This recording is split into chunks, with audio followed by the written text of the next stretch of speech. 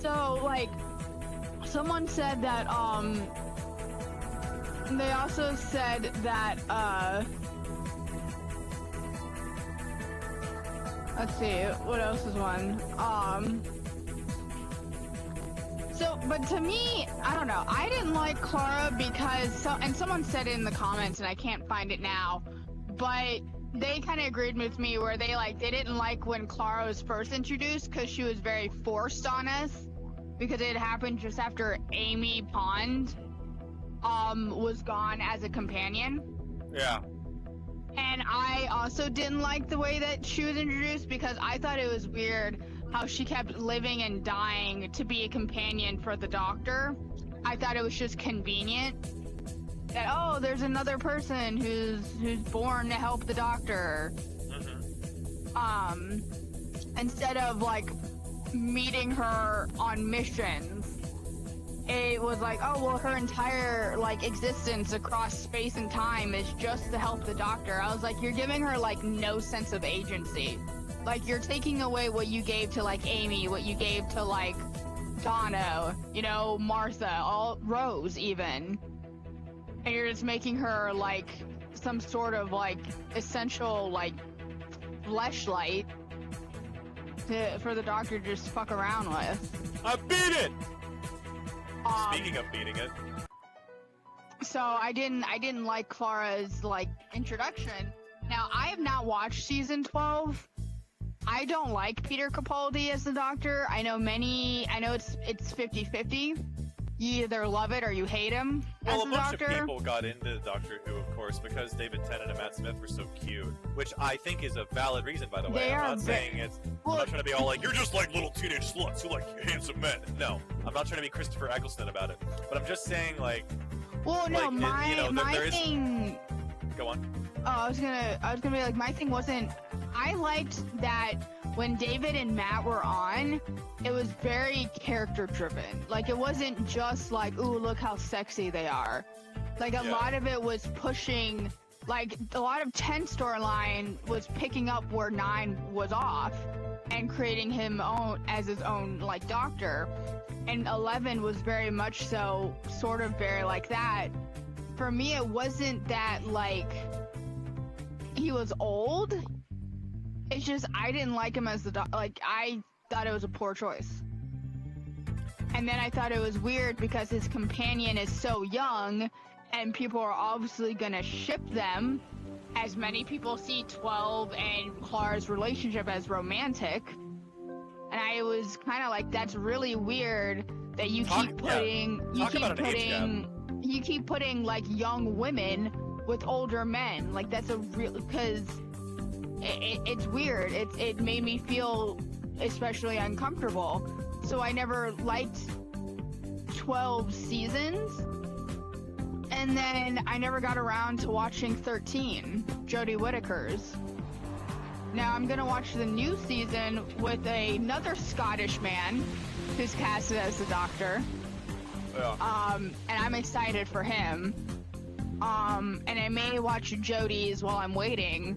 But mine is just and I agree, people came into David and Matt's because they found them attractive.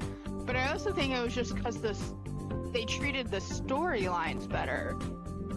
And also, any romantic relationships that happened, the actors looked relatively, age appropriate, Rose's actor was considerably close to David.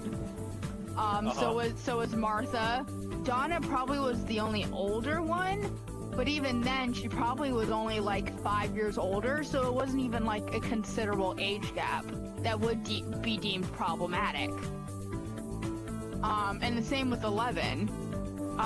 So I think once they got to 12, I think people were just uncomfortable. Shit in my ass. Yeah. But what were you saying?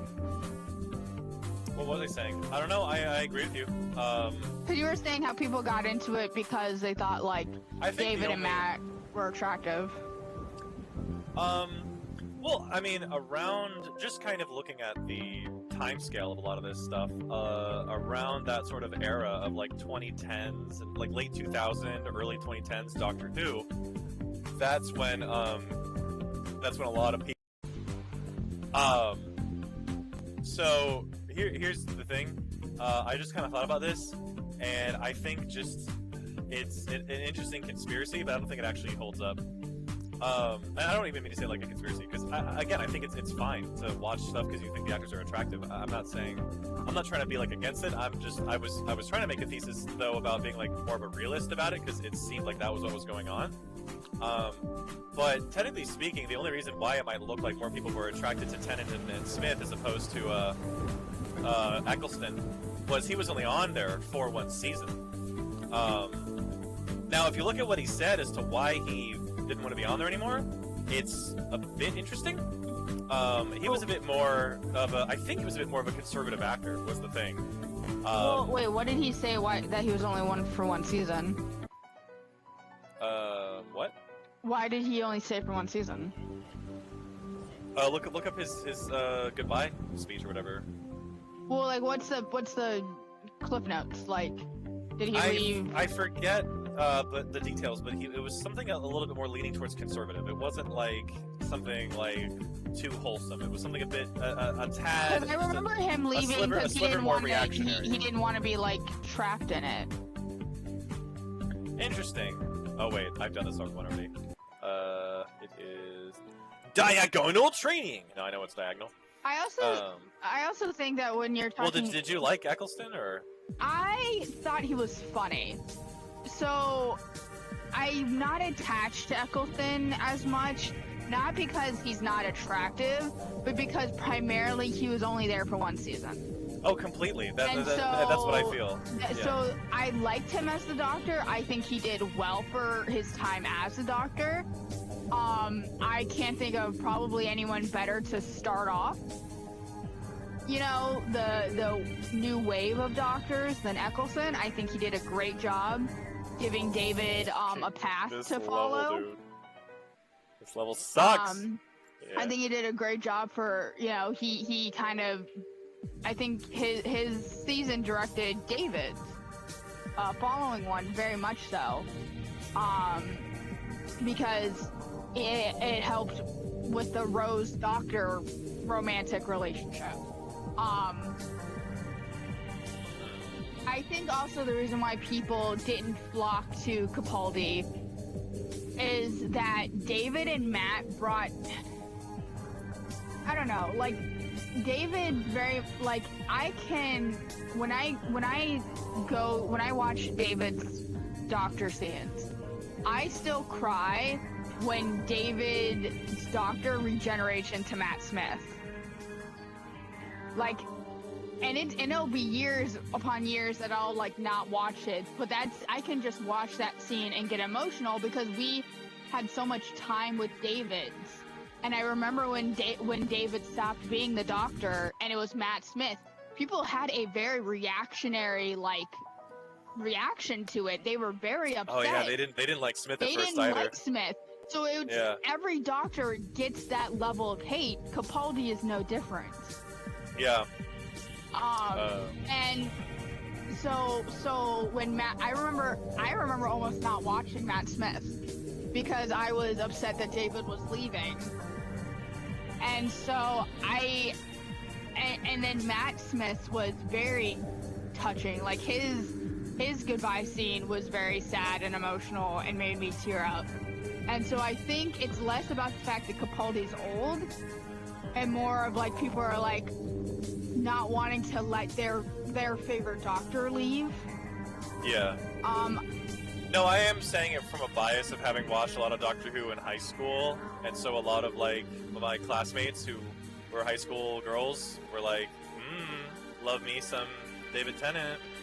And then they saw Capaldi and they were like, ew! Well, I also think it's like, there's a certain level of like insert fan fiction that you get with Doctor Who, because you're like, oh, well, you could easily be a companion, you know? Like, you could easily, like, the Doctor could fall in love with you, you know? Yeah. And I think what David and Matt kind of had was this funny. They were relatively like close, and I do this in air quotes, but like closer to us closer to us in age. Yeah. Than Capaldi was. So I think also there's this thing where you had